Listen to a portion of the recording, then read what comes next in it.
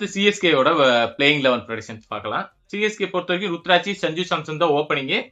ஆயுஷ் மாத்திரே ஒன்றும் ஆட போறாரு. அதுக்கப்புறம் டெவால் பிரவிஸ் இடத்துல வேற ஏதாவது இந்தியன் பிளேயர் தான் வர போறாங்க. எனக்கு தெரிஞ்சு சப்ராஸ் கொண்டு வரலாம், உருவி படேல் கொண்டு வரலாம்.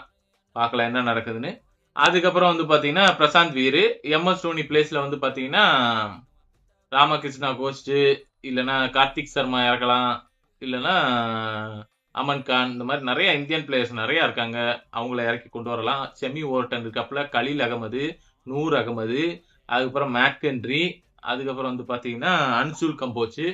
பவுலிங்கை பொறுத்த வரைக்கும் பக்காவா இருக்கு. இப்படி அப்படி உள்ளே வெளியே போட்டுடலாம். பேட்டிங்கும் ஸ்ட்ராங்கா கொண்டு வந்தாச்சு. முன்னாடி ஸ்ட்ரைக் ரேட் கிடையாது, 2 ரேட் வரல, அப்படி இப்படி இருந்ததுக்கு எல்லாத்தையும் ரெடி பண்ணி கொண்டு வந்தாச்சு. சிவம் டுபே இம்பாக்ட் அப்பா ஆட போறாங்க. இன்னைக்கு மேட்ச்ல சப்ராஸ் கான் ஆடுவாரா? அதையும் கமெண்ட் செக்ஷன்ல கமெண்ட் பண்ணுங்க.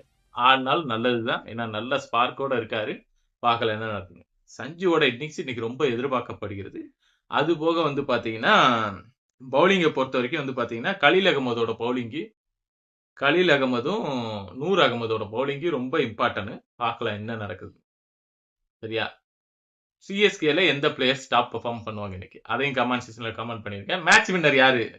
ஆனா ஆர்ஆர் ஜெயிச்சா நல்லதுதான். டோர்னமெண்ட் ஆரம்பிக்கும் போது கப்பை பார்த்தது, இன்னும் கப்பு எங்க இருக்குன்னே தெரியாத அளவுக்கு போயாச்சு. ஸோ பார்க்கலாம், 2 பேர்ல நல்ல பெர்ஃபார்மன்ஸ், நல்ல த்ரில்லர் மேட்ச் இன்னைக்கு இருக்கு. சிஎஸ்கே ஜெயிச்சா ரொம்ப ரொம்ப ஹாப்பி. வீடியோ பிடிச்சிருந்தா லைக் அண்ட் சப்ஸ்கிரைப் மறக்காம பண்ணிருங்க ஃப்ரெண்ட்ஸ். நெக்ஸ்ட் வீடியோல பார்க்கலாம்.